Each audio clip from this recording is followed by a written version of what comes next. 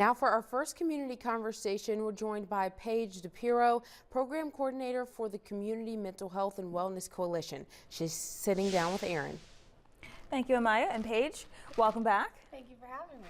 You're very welcome. So today we're discussing a critical yet often overlooked aspect of health and well-being, which is adverse childhood experiences, also known as ACEs. So what exactly are ACEs?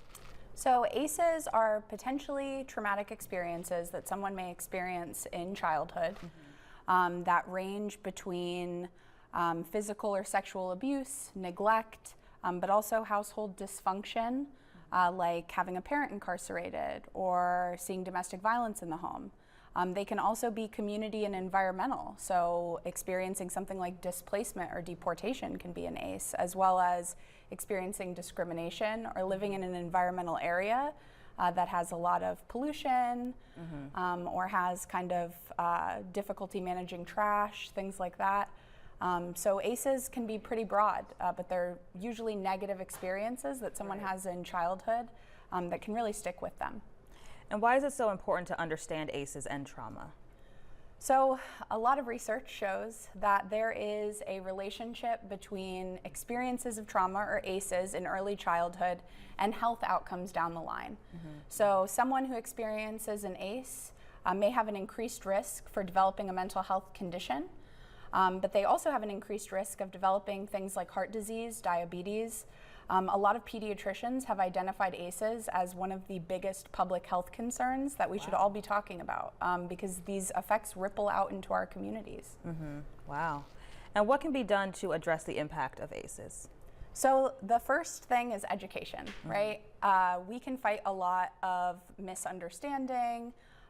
We can build awareness in our communities so that folks know how to respond to ACEs, right? Just because we've experienced a trauma doesn't mean we're traumatized forever. There are ways to cope. There are protective factors that can help folks. So really understanding how ACEs impact folks, how they can show up in behaviors in adulthood and health outcomes in adulthood can make us more informed. We say in prevention, what's predictable is preventable, right? Yeah, I like that. And that's very true. That is very true. And what about adults who have experienced ACEs? What does their healing process, what can that look like? Yeah, so a focus on building supportive relationships, accessing mental health, community support resources when needed. Also talking to a therapist or a counselor can be really helpful for kind of unpacking how those traumas exist in our life. But as I mentioned, education is a really critical piece for both understanding ourselves as well as being able to better understand how trauma appears in others. Region 10 offers a couple different trainings that center on this. So first we have a short training called the Adverse Childhood Experience Interface Training. That training is only 2 hours long and gives you kind of an introduction to ACEs. And then we have a trauma-informed training, which is how you can learn about ACEs, but also learn how to become trauma-informed in your practices, see people through a trauma-informed lens. And we encourage folks to get that education because that really is our first line of defense.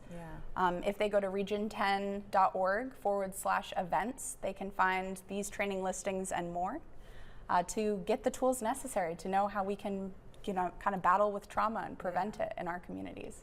That is wonderful. And I'm guessing the registration is online as well? Yes. Okay. Yes, absolutely. There is a link in our calendar for all of these trainings. You can click on it and it will take you directly to a registration page. That is wonderful. Great information as always. Thank you so much, Paige, for coming in today. Thank you, Erin. You're very welcome.